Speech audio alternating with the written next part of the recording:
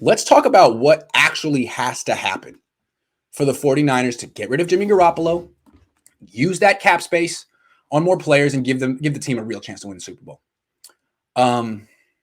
First of all, Trey Lance has to win the competition. So far, so good.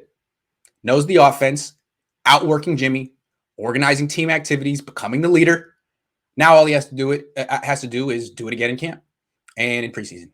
Looking like he will, because he's better than Jimmy. He's a better athlete than Jimmy. I know. It's hard to fathom.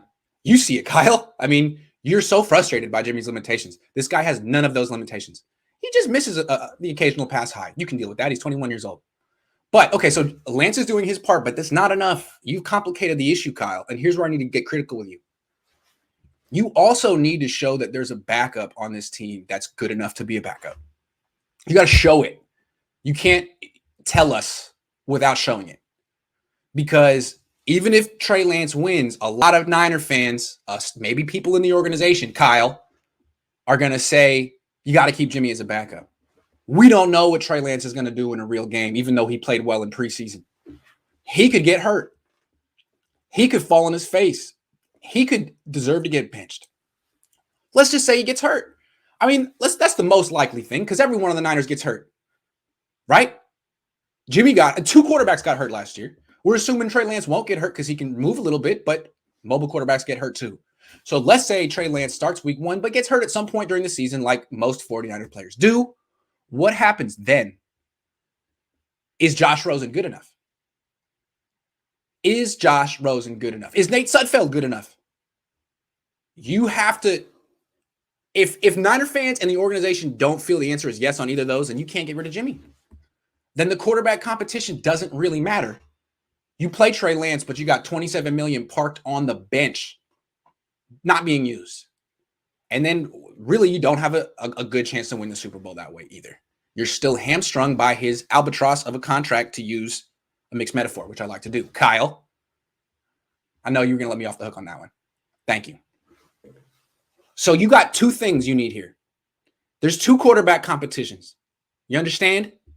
There is the Jimmy Garoppolo, Trey Lance quarterback competition and the Nate Sudfeld, Josh Rosen competition. And those guys need reps too, because there is a very real possibility that one of them will be starting games for you this season. If Trey Lance wins the competition and you want to get rid of Jimmy and Trey Lance gets hurt, Josh Rosen's playing. Is he good? Is he confident? Is the team confident in him? Has he played at all with the team? I've seen him throw 2 passes. Kyle, 2. That's all I know. So I can't even say it. Right now, I have to say that you'd have to keep Jimmy Garoppolo as a $27 million backup. And that's just the worst thing for the organization. So for the good of the organization, you also have to find out what you have with your backup quarterbacks. How are you going to do that? That is not easy to do when you have to give all these reps to Lance and Jimmy. It's only 3 preseason games, not 4. 3. Used to be you could have Rosen and Sudfeld play the entire 4th game and let them figure it out then. You can't do that this year. You got 3 games, 4 quarterbacks, got to evaluate all of them so you can determine whether A, Trey Lance is ready to start, and B, Rosen or Sudfeld is ready to back him up. Because best case scenario for you is to move on from Jimmy Garoppolo, to end the arranged marriage. But you can't do that unless those 2 things happen. You need Lance and Rosen or Sudfeld to step up, and you got to give Rosen and Sudfeld a chance to show something.